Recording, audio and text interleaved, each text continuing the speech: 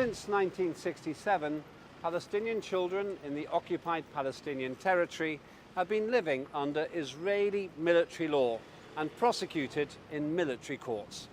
There are two separate legal systems in the West Bank. What determines which system is used is a person's nationality and ethnicity. In fact, Israeli military law, which does not guarantee fundamental rights, is applied to the whole Palestinian population, while Israeli settlers living in the West Bank are subject to the Israeli civilian and criminal legal system. Most Palestinian child detainees are charged with throwing stones. 3/4 of them experience physical violence during arrest, transfer or interrogation. Unlike Israeli children living in illegal settlements in the West Bank, Palestinian children are not accompanied by a parent and are generally interrogated without the benefit of legal advice or being informed of their right to silence. Despite being overwhelmingly accused of throwing stones, an offence such as that can lead to a potential maximum sentence of 10 to 20 years, depending on a child's age. Some Palestinian teenagers suffer life-threatening medical conditions as a result of their treatment by the authorities. One had a serious medical condition in his liver and kidneys. Another 17-year-old Palestinian female was sexually harassed by an Israeli interrogator during detention. That's what the girl's lawyer has alleged. The minor, then aged 16, was arrested in December after slapping 2 Israeli soldiers who refused to leave her family's property during a demonstration in the occupied West Bank. She accepted a plea deal for 8 months in prison. These are just examples of what is happening to young Palestinians all the time. Should Israeli lawmakers be calling for physical injury to detained children? And if child detention and injury in military custody happened in Europe, would the reaction be different? Simple questions with important answers. For example, a 15-year-old has been held in military detention by the Israeli forces 3 times, an experience many Palestinian children suffer, with healthcare professionals warning of lifelong trauma. Should children be held in military detention, and why? The public were very clear about what they thought here in London. Pretty sure, yeah. Children should not be held in military centres. Nah, pretty sure. Absolutely not, because even though they may be competent, they are often coerced into combating or don't actually know what they're getting into. So psychologically speaking, they're not, well, adults aren't that well equipped, but children are nowhere near it. It's hard to evaluate the threat, the national threat that can happen. It's probably very hard to take that decision as a government, but my gut feeling is no. I don't think so, because they haven't fully developed their minds yet, so they're not like fully aware of their decisions and everything. And plus, like, anything could affect them. Let's say like hype by other like organizations or people around them could affect them into and make them do things that they don't really want to do if they were adults. Children don't possess that level of kind of accountability that an adult does, and I just don't think they have that same level of processing things, and I just think it's a bit too far. Detention center is definitely not right for them. Well, I think we should protest by that. It's not right. It's not right at all for any children to be detained in the thing. If the military is going to hold anyone in detention, surely it should be people that they can actually think will do something bad. Kids have not done things bad. Kids don't know what's going on. And also that must be so traumatic for them growing up and for their families to not know where their children are. Should be detained in different circumstances to adults, in circumstances that respect their status as minors in political systems. If you take any country, most countries other than Israel anyway, holding a child in detention overnight is something to be avoided at all costs, in the same way that you try not to have children in a hospital overnight unless it's crucial, because it is a traumatic experience, particularly the separation from parents. And what the Israelis do is frequently to raid the house in the middle of the night, take the child by force from bed, and take them in handcuffs without their parents, and are often interrogated with nobody else present. It's an absolutely terrifying experience. You can see the photographs of children being arrested during the day in the street by much larger, heavily armed soldiers, and you can see how terrified they are. How much more so if this happens in the middle of the night. My view that children should not be held in military detention, because a child is a child until you're 18-year-old, and basically children should be granted the rights to be educated, to be enjoying good health, to receive their parents' care and attention, and basically it's against international law, it's against the European Convention of the Rights of the Child, and it's also punishing somebody who's not an adult, somebody who's still a minor, somebody who's still growing and developing and doesn't deserve to be in prison. An Israeli lawmaker published a tweet calling for a Palestinian child prisoner to be shot and kneecapped. She was also allegedly sexually abused during interrogation. What are the public's thoughts on this? I don't know about that already, you know? Why isn't that more public? It's difficult to construct a response to a question like that because it is so utterly inhuman at any age, never mind to a child. From a moral standpoint, it does make a difference. We deem that these people have less responsibility or less accountable for their actions. She shouldn't be shot in the knee for slapping a guy or soldier and spitting in his face, for defending herself. And plus, like, she's a kid, she's a child, so that shouldn't be happening to her. Women, especially young girls, we actually tend to suffer more at the hands of the state, and I think more emphasis and more kind of investigation needs to go into kind of the practices that happen within these places. It shouldn't happen in the first place. If he's in this country, yeah, everyone should ask him question what kind of education background he is, or does he have any capability to make any law and things. I don't think you should be calling for anyone to get kneecapped and shot. I especially don't think you should be calling for, you said she was 16, for a 16-year-old to get kneecapped and shot. And if you, like, especially not on social media.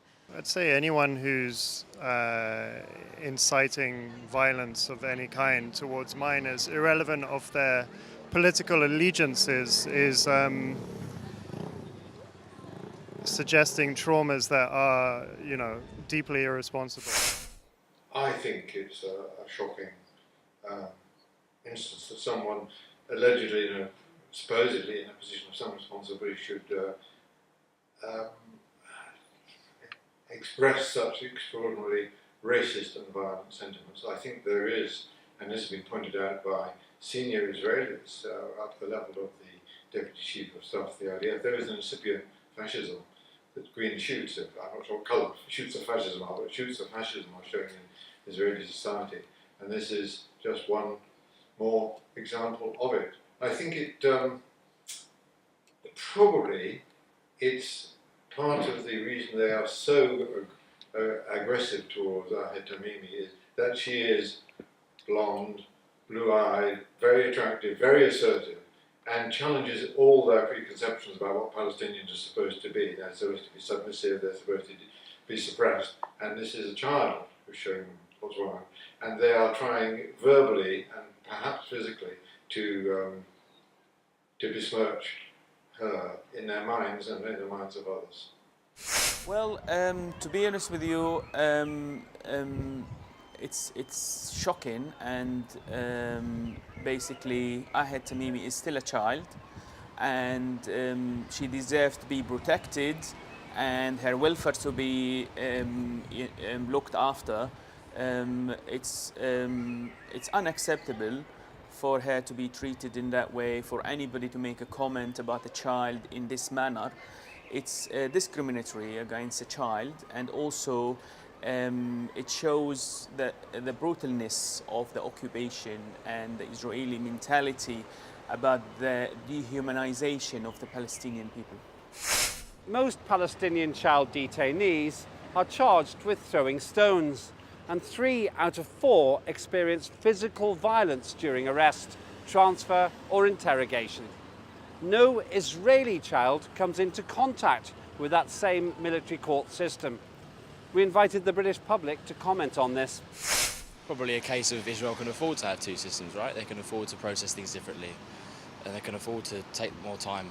Any political system or legal system has to be able to accommodate unrest and civil disobedience without coming down so harshly on people. That's, I think, the maturity of the state that the system is supporting at play there. A mature state or religion or any belief system should be able to tolerate dissent. I think that's a sign that the state is being used for systematic revenge, right? It's a disproportionate answer. It's, well, from what you're describing, it's not even a legal answer. It's just using the state apparatus to obtain vengeance. It's a conflict between Israelis and Palestinians, but Palestinians have nothing to fight with except for the rocks. So I don't think these people should be punished for fighting back. It's like basically hitting someone and then like crying or like wanting to take him for jail for hitting you back. No, like whatever type of weapons they're using doesn't matter. And it's rocks. They shouldn't be punished for rocks if you're using guns against them. I think it's interesting to see how when people react in lesser forms of protection, it's kind of just called like, it's just defined as violence without us actually going into depth to see what other forms of violence are taking place, because it's about the bigger picture and not just the smaller random acts. So I think to put the children over there to throw stone, again, obviously they have seen this thing, what's happening. That's the reason they went out. I'm a parent, from my perspective, it's not right. I should go and protest, I should not put my kids in there. I don't think it's fair. It's an injustice, isn't it? Like, it's not fair that two groups of communities can live side by side and one have such a different life. There should be discussions for this to be, eradicated, this behaviour to be adjusted so that minors are held safely when they're being charged with crimes. Well, we know from the South African government and indeed the United Nations that Israel is the one and only apartheid state in the world today.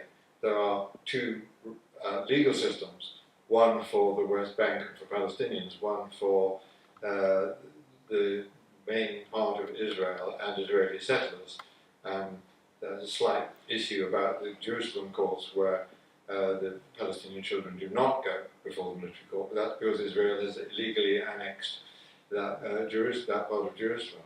So we have a situation in which there was two laws, and the law is much more punitive to Palestinian children.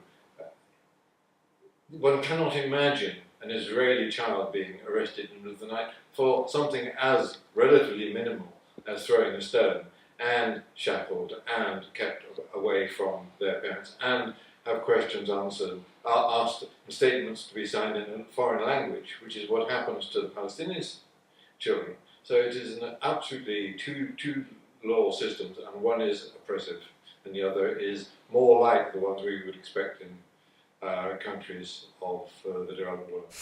It's the occupation, and again, it's horrific what happens to Palestinian children. They're trying to express themselves. Obviously, there's no way of expressing themselves apart from possibly throwing stones, because there's no way of free speech, or you'll be able to go and demonstrate peacefully and express yourself without being punished physically and being punished in so many other ways. So it is the description of apartheid system, because obviously Israeli children, they are treated like humans and they have different laws that apply to them, whilst Palestinian children come under military law and they are treated like, enemies. Israel is the only country in the world that automatically prosecutes children in military courts that lack basic and fundamental fair trial guarantees. 500 to 700 Palestinian children are arrested, detained and prosecuted in the Israeli military court system each year. In 2013, 23% were either shown or made to sign documentation written in Hebrew, a language they do not understand. After sentencing, nearly 60% of Palestinian child detainees are transferred to prisons inside Israel in violation of the 4th Geneva Convention. Since the year 2000, at least 8,000 Palestinian children have been arrested and prosecuted in the Israeli military detention system. Hassan Tamimi lost his sight and went into a coma due to medical neglect in Israeli prisons. Yet there's been no international outrage. If this were to happen in Europe, would there be more attention to such incidents? We asked the public. It's just one of many other things that we've heard about, and it doesn't seem people are doing much or enough, in my opinion, about it, but it's difficult, isn't it?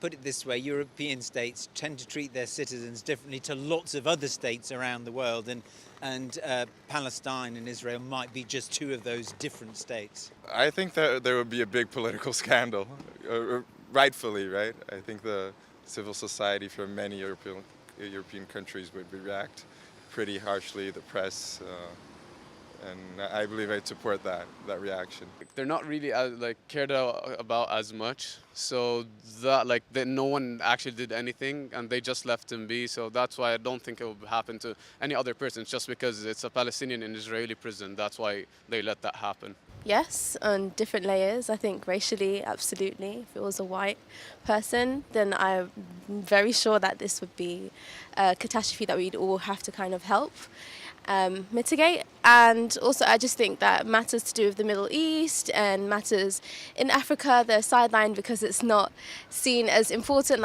you know what I mean? It's unfortunate.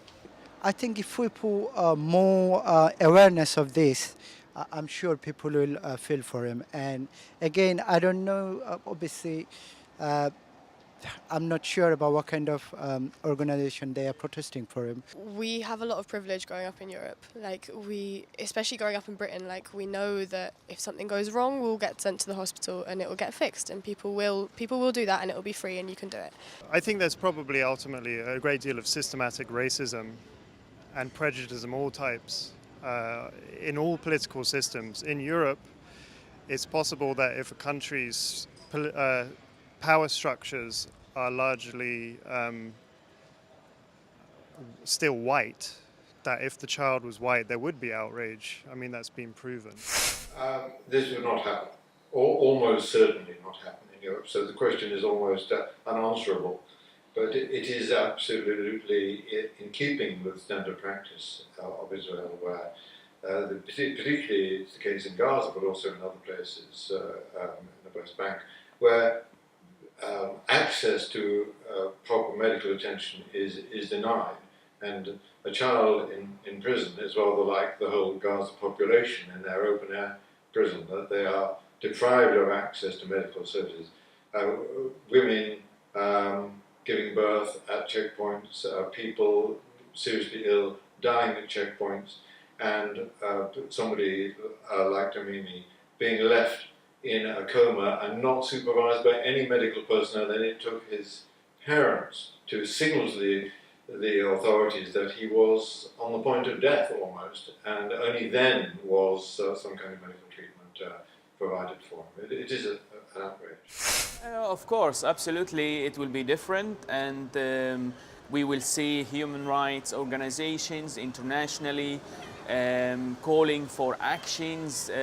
Possibly the United Nations Security Council would meet, and international condemnations and criticism would be held on whoever is punishing and torturing this child. And basically every child that is detained or placed in prison or in a rehabilitation center should be, and a welfare unit where they are treated as learners. Education is a priority. Their health should be also a priority, and they should be treated well, and they should be given the attention they need and the care they need as well. How, in the public's view, might Israel be prevented from committing war crimes against Palestinian children? If there is, I'd like to know. Other than protest and inform the government and your local MPs and try and get some sort of action like that, I don't really know what we're supposed to do. But we should do our best, I guess. It makes people aware and makes people question what's going on. It keeps the topic alive outside those two states. There are close ties between Europe and Israel, and there are always economic means of pressuring different courses of action. Theoretically, we can have sanctions set on them in order to prevent them doing the crimes against humanity, because this is against international law. You have to hold them accountable. Just have to continue to raise awareness between members of the public and question these ideas that we're fed from the top down about ideas of statehood and nationhood, because it's just a construct. Obviously, we have to put loads of awareness to normal people. In here, obviously, if you see all those people are working, we are going with our life. So they don't care about what's happening in Israel. So I think if we put loads of awareness to people, invite all those people that this thing is happening there, so what can we do to stop them? I think more demonstrations outside places of power. So there have been demonstrations in the last month, I think, outside Parliament in protesting the injustice against Gaza and Palestine. Stuff that shows normal people are aware of what's going on and don't think it's right. Politicians from other countries have tried to involve themselves in peace talks, and I still see struggle, I still see conflict, and ultimately it would be great if this behavior stops, if people can talk things through, if people can listen to each other. I personally have no idea what the solution is other than continue to talk, continue to listen, and continue to try and amend by coming together. The crimes are not, of course, only against Palestinian children. There is the case of the nurse, Rajan al-Najjar, who was shot in Gaza. She was 21, so technically not a child. But the crimes are committed against all of the Palestinian people. What we have to do is to persuade our legislators to take this case to all the international bodies that rule on such things, and also to bring forceful, not just words, but the implication of measures that would be taken if Israel does not correct all these crimes which it commits. I think ultimately it will take sanctions before Israel stops this sort of behaviour, and in the meantime, of course, we as members of civil society can pursue boycott and divestment, and I think that is the only way. Israel has to learn that if it continues to commit crimes, the crimes have consequences, and they will not like those consequences. Well, I think that the international community needs to wake up, and we need to see serious actions being taken. It doesn't help that some international countries like the US, like Europe, they are paying lip service and they're not taking serious actions against Israel, because obviously they have economy and industrial interests and basically trading contracts, and that plays a role. Unfortunately, they should be also making Israel accountable about what they do. Also, Israelis themselves within the internal system, they should not accept that their regime on their behalf commit these crimes. One Israeli lawmaker published a tweet on the 21st of April calling for a Palestinian child prisoner to be shot. He wrote that he was very sad that Ahed Tamimi is in jail because she should have gotten a bullet, at least in the kneecap. Another young person was shot in the face with a rubber bullet by an Israeli. Surgeons had to remove parts of his skull to relieve pressure on his brain. If such treatment were to happen against young people in the European Union, there would be international outrage. No European government would get away with it. But it seems the rules are different for Israel. There, it appears acceptable to to try children in military courts and sentence them to prison for up to 20 years. In many cases, these children's crime is throwing stones. But through their treatment of these angry adolescents, Israel itself stands accused of throwing justice out the window.